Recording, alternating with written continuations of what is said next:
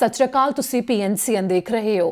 ਵੱਡੀ ਗਿਣਤੀ ਵਿੱਚ ਯਾਤਰੀਆਂ ਨੂੰ 7 ਸਤੰਬਰ ਦੀ ਉਡੀਕ ਸੀ ਤੇ ਇਸੇ ਦੇ ਬਾਰੇ ਅਸੀਂ ਲਗਾਤਾਰ ਤੁਹਾਡੇ ਤੱਕ ਰਿਪੋਰਟਸ ਵੀ ਪਹੁੰਚਾਉਂਦੇ ਰਹੇ ਹਾਂ ਤੇ ਹੁਣ ਇਸ ਖਾਸ ਰਿਪੋਰਟ ਦੇ ਵਿੱਚ ਤੁਹਾਨੂੰ ਜਾਣਕਾਰੀ ਦਵਾਂਗੇ ਕਿ ਜਿਹੜੇ ਵੀ ਯਾਤਰੀ ਕੈਨੇਡਾ ਵਿੱਚ ਦਾਖਲ ਹੋਣ ਦੀ ਉਡੀਕ ਕਰ ਰਹੇ ਸਨ ਤੇ ਹੁਣ ਉਹ ਦਾਖਲ ਹੋਣਗੇ, ਉਹਨਾਂ ਦੇ ਬਾਰੇ ਕੀ ਹਦਾਇਤਾਂ ਨੇ, ਕਿਹੜੇ ਵੀਜ਼ਾ ਵਾਲੇ ਨੇ ਜਿਹੜੇ ਕਿ ਹੁਣ ਕੈਨੇਡਾ ਦੇ ਵਿੱਚ ਆ ਸਕਣਗੇ ਤੇ ਕੁਆਰੰਟਾਈਨ ਨਹੀਂ ਕਰਨਾ ਪਵੇਗਾ, ਇਸ ਦੇ ਬਾਰੇ ਵੀ ਜਾਣਕਾਰੀ ਦਵਾਂਗੇ। ਇਸ ਦੇ ਨਾਲ ਹੀ ਜਿਹੜੇ ਕਿ ਵੱਖਰੇ ਕੈਨੇਡਾ ਵਿੱਚ ਇੰਟਰਨੈਸ਼ਨਲ 에ਅਰਪੋਰਟ ਨੇ ਉਹਨਾਂ ਨੇ ਕੁਝ ਖਾਸ ਹਦਾਇਤਾਂ ਜਾਰੀ ਕੀਤੀਆਂ ਨੇ, ਉਹਨਾਂ ਦੇ ਬਾਰੇ ਤੁਹਾਨੂੰ ਜਾਣਕਾਰੀ ਦਵਾਂਗੇ। ਭਾਰਤ ਤੋਂ ਜਿੰਨੇ ਵੀ ਕੈਨੇਡਾ ਵਿੱਚ ਆਉਣਾ ਚਾਹੁੰਦੇ ਨੇ ਹੁਣ ਉਹ ਕਿਸ ਤਰ੍ਹਾਂ ਆ ਸਕਦੇ ਨੇ ਤੇ ਨਾਲ ਹੀ ਉਹਨਾਂ ਦੇ ਵਾਸਤੇ ਕੀ ਸ਼ਰਤਾਂ ਨੇ, ਉਸ ਦੇ ਬਾਰੇ ਵੀ ਜਾਣਕਾਰੀ ਇਸ ਰਿਪੋਰਟ ਦੇ ਵਿੱਚ ਦੱਸਾਂਗੇ ਤੇ ਨਾਲ ਹੀ ਮੁੱਖ ਤੌਰ ਦੇ ਉੱਤੇ ਇਹ ਵੀ ਕਿ ਜਿਹੜੇ ਜ਼ਰੂਰੀ ਕੰਮ ਨੇ ਜਿਨ੍ਹਾਂ ਨੂੰ ਕੈਨੇਡਾ ਵਿੱਚ ਟਰੈਵਲ ਦੀ ਪਹਿਲਾਂ ਵੀ ਇਜਾਜ਼ਤ ਸੀ ਤੇ ਕੈਨੇਡਾ ਵਾਸੀ ਤੇ ਕੈਨੇਡਾ ਵਿੱਚ PR ਨੇ ਜਿਹੜੇ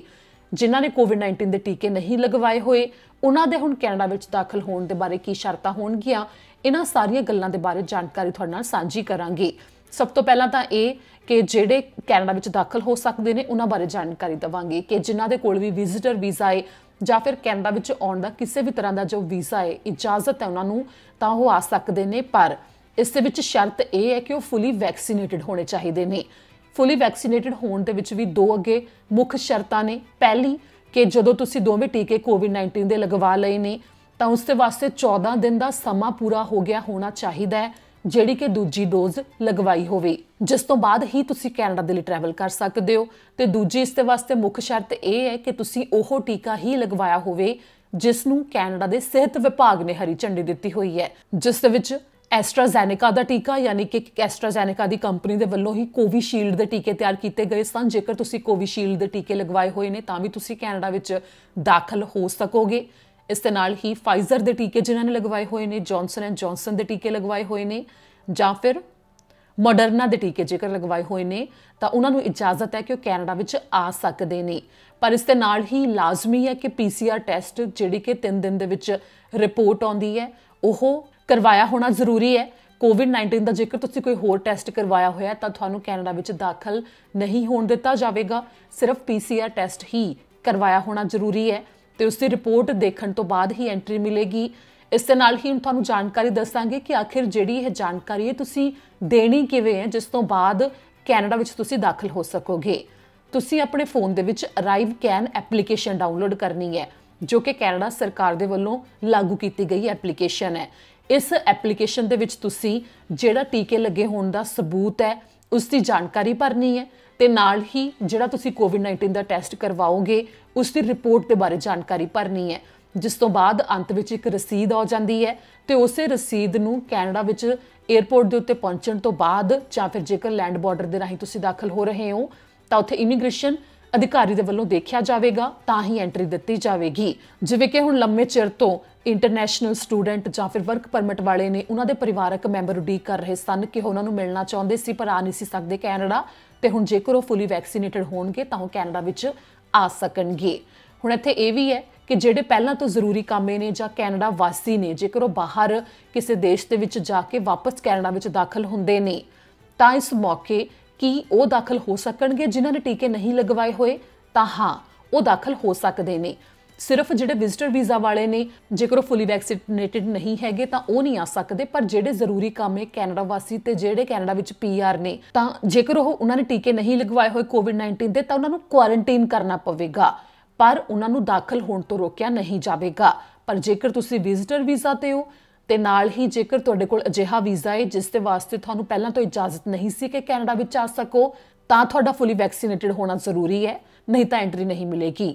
ਅੱਗੇ ਜਾਣਕਾਰੀ ਕਿ ਜਿਨ੍ਹਾਂ ਨੇ ਭਾਰਤ ਤੋਂ ਆਉਣਾ ਹੈ, ਭਾਰਤ ਤੋਂ ਟਰੈਵਲ ਕਰਨ ਵਾਲਿਆਂ ਦੇ ਵਾਸਤੇ ਹਦਾਇਤਾਂ ਵੱਖਰੀਆਂ ਨੇ। ਅਹਿਮ ਤੌਰ ਦੇ ਉੱਤੇ ਕਿ ਭਾਰਤ ਤੋਂ ਸਿੱਧੀਆਂ ਫਲਾਈਟਾਂ ਕੈਨੇਡਾ ਨੇ ਬੰਦ ਕੀਤੀਆਂ ਹੋਈਆਂ ਨੇ, ਜਿਹੜੀਆਂ ਕਿ ਫਿਲਹਾਲ 21 ਸਤੰਬਰ ਤੱਕ ਬੰਦ ਨੇ। 20 ਸਤੰਬਰ ਨੂੰ ਕੈਨੇਡਾ ਵਿੱਚ ਚੋਣਾਂ ਹੋਣੀਆਂ ਨੇ ਜਿਨ੍ਹਾਂ ਦੇ ਨਤੀਜੇ ਉਸੇ ਸ਼ਾਮ ਨੂੰ ਆ ਜਾਣਗੇ, ਜਿਸ ਤੋਂ ਬਾਅਦ ਇਹ ਸਾਫ਼ ਹੋ ਜਾਵੇਗਾ ਕਿ ਆਖਿਰ ਕਿਹੜੀ ਸਰਕਾਰ ਬਣਦੀ ਹੈ। ਪਰ ਉਸ ਸਮੇਂ ਤੱਕ ਅੰਦਾਜ਼ਾ ਲਗਾਇਆ ਜਾ ਰਿਹਾ ਹੈ ਕਿ ਅਧਿਕਾਰੀਆਂ ਦੇ ਵੱਲੋਂ ਇਸ ਦੇ ਉੱਤੇ ਸਾਫ਼ ਕਰ ਦਿੱਤਾ ਜਾਵੇਗਾ ਕਿ ਸਤੰਬਰ 21 ਤੋਂ ਬਾਅਦ ਵੀ ਫਲਾਈਟਾਂ ਭਾਰਤ ਤੋਂ ਆਉਣ ਵਾਲੀਆਂ ਜੋ ਸਿੱਧੀਆਂ ਫਲਾਈਟਾਂ ਨੇ ਉਹ ਬੰਦ ਰਹਿਣਗੀਆਂ ਜਾਂ ਨਹੀਂ। ਜੇਕਰ ਇਹ ਫਲਾਈਟਾਂ ਇਸੇ ਤਰ੍ਹਾਂ ਬੰਦ ਰਹਿੰਦੀਆਂ ਨੇ ਤਾਂ ਭਾਰਤ ਤੋਂ ਆਉਣ ਵਾਲੇ ਵਿਜ਼ਿਟਰ ਵੀਜ਼ਾ ਵਾਲੇ ਨੇ ਜਿਹੜੇ ਜਿੰਨੇ ਵੀ ਸੈਲਾਨੀ ਨੇ ਉਹ ਆ ਸਕਦੇ ਨੇ, ਪਰ ਤੀਜੇ ਦੇਸ਼ ਦੇ ਰਾਹੀਂ ਹੋ ਕੇ ਉਹਨਾਂ ਨੂੰ ਆਉਣਾ ਪਵੇਗਾ ਤੇ ਤੀਜੇ ਦੇਸ਼ ਦੇ ਰਾਹੀਂ ਹੋ ਕੇ ਜਦੋਂ ਉਹ ਆਉਣਗੇ ਤਾਂ ਉੱਥੇ कोविड-19 ਦੇ PCR ਟੈਸਟ ਕਰਵਾਉਣਾ ਪਵੇਗਾ ਤੇ ਉਸ ਦੀ ਰਿਪੋਰਟ ਦੇਖਣ ਤੋਂ ਬਾਅਦ ਹੀ ਕੈਨੇਡਾ ਵਿੱਚ ਐਂਟਰੀ ਦਿੱਤੀ ਜਾਵੇਗੀ। ਤੇ ਜੇਕਰ ਇਸ ਉੱਤੇ ਕੋਈ ਹੋਰ ਅਪਡੇਟ ਆਵੇਗੀ ਤਾਂ ਤੁਹਾਨੂੰ ਦੱਸਾਂਗੇ। ਪਰ ਇਸ ਦੇ ਨਾਲ ਹੀ ਹੁਣ ਅੱਗੇ ਜਾਣਕਾਰੀ ਹੈ ਕਿ ਜਿੰਨੇ ਵੀ ਇੰਟਰਨੈਸ਼ਨਲ 에ਅਰਪੋਰਟ ਨੇ ਕੈਨੇਡਾ ਦੇ ਵਿੱਚ ਉਹਨਾਂ ਨੇ ਖਾਸ ਹਦਾਇਤ ਜਾਰੀ ਕੀਤੀ ਹੈ ਕਿ ਜਿੰਨੇ ਵੀ ਯਾਤਰੀ 7 ਸਤੰਬਰ ਤੋਂ ਆਉਣਗੇ ਕੈਨੇਡਾ ਦੇ ਅੰਦਰ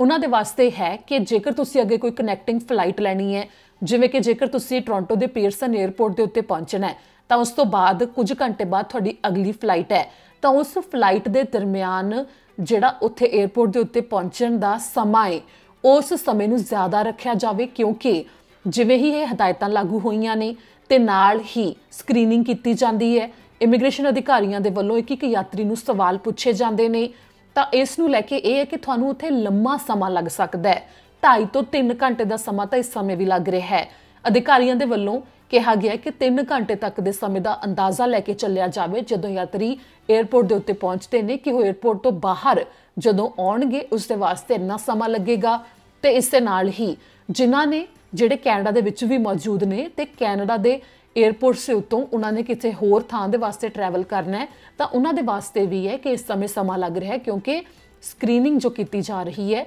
ਉਸ ਦੇ ਕਰਕੇ ਇੱਕ ਯਾਤਰੀ ਦੇ ਵੱਲੋਂ ਦਿੱਤੀ ਜਾ ਰਹੀ ਜਾਣਕਾਰੀ ਨੂੰ ਚੰਗੀ ਤਰ੍ਹਾਂ ਦੇਖਣਾ ਪੈਂਦਾ ਹੈ, ਜਿਸ ਕਰਕੇ ਲੰਮੇ ਸਮੇਂ ਤੱਕ ਯਾਤਰੀਆਂ ਨੂੰ ਉਡੀਕ ਕਰਨੀ ਪੈਂਦੀ ਹੈ। ਇਹੋ ਕਾਰਨ ਹੈ ਕਿ ਇੰਟਰਨੈਸ਼ਨਲ 에ਅਰਪੋਰਟਸ ਦੇ ਵੱਲੋਂ ਹਦਾਇਤ ਵੀ ਦਿੱਤੀ ਗਈ ਹੈ। ਇਸ ਦੇ ਨਾਲ ਹੀ ਇਸੇ ਮੁੱਖ ਜਾਣਕਾਰੀ, ਜੇਕਰ ਇਸ ਉੱਤੇ ਕੋਈ ਹੋਰ ਅਪਡੇਟ ਸਾਹਮਣੇ ਆਵੇਗੀ ਤਾਂ ਤੁਹਾਨੂੰ ਦੱਸਾਂਗੇ। ਪਰ ਫਿਲਹਾਲ ਇਸ ਉੱਤੇ ਇਹੋ ਹੈ ਕਿ ਜਿਵੇਂ ਕਿ ਜੁਲਾਈ 'ਚ ਜਾਣਕਾਰੀ ਸਾਂਝੀ ਕੀਤੀ ਗਈ ਸੀ ਕਿ ਅਗਸਤ ਦੀ ਸ਼ੁਰੂਆਤ ਵਿੱਚ ਅਮਰੀਕਾ ਵਾਸੀ ਨੇ ਜੋ ਉਹਨਾਂ ਨੂੰ ਕੈਨੇਡਾ ਵਿੱਚ ਦਾਖਲ ਹੋਣ ਦਾ ਮੌਕਾ ਦਿੱਤਾ ਗਿਆ, ਕਿ ਇਜਾਜ਼ਤ ਦਿੱਤੀ ਗਈ, ਪਰ ਫੁੱਲੀ ਵੈਕਸੀਨੇਟਡ ਸਨ ਜਿਹੜੇ ਸਿਰਫ ਉਹਨਾਂ ਨੂੰ। ਤੇ ਹੁਣ ਦੁਨੀਆ ਭਰ ਤੋਂ ਕਿਸੇ ਵੀ ਥਾਂ ਤੋਂ ਕੈਨੇਡਾ ਵਿੱਚ ਜਿਹੜੇ ਸੈਲਾਨੀ ਨੇ ਉਹ ਦਾਖਲ ਹੋ ਸਕਦੇ ਨੇ 7 ਸਤੰਬਰ ਤੋਂ, ਜਿਸ ਦੇ ਪਿੱਛੇ ਸ਼ਰਤ ਇਹੋ ਹੈ ਕਿ ਉਹ ਫੁੱਲੀ ਵੈਕਸੀਨੇਟਡ ਹੋਣੇ ਚਾਹੀਦੇ ਨੇ। ਤੇ ਬਾਕੀ ਇਸ ਦੇ ਉੱਤੇ ਹੋਰ ਹਦਾਇਤਾਂ ਤੇ ਜਾਣਕਾਰੀ ਇਸ ਰਿਪੋਰਟ ਦੇ ਵਿੱਚ ਅਸੀਂ ਤੁਹਾਨੂੰ ਦੱਸੀ ਹੈ। ਇਸ ਦੇ ਨਾਲ ਹੀ ਮੈਨੂੰ ਦਿਓ ਇਜਾਜ਼ਤ। ਸਤਿ ਸ਼੍ਰੀ ਅਕਾਲ।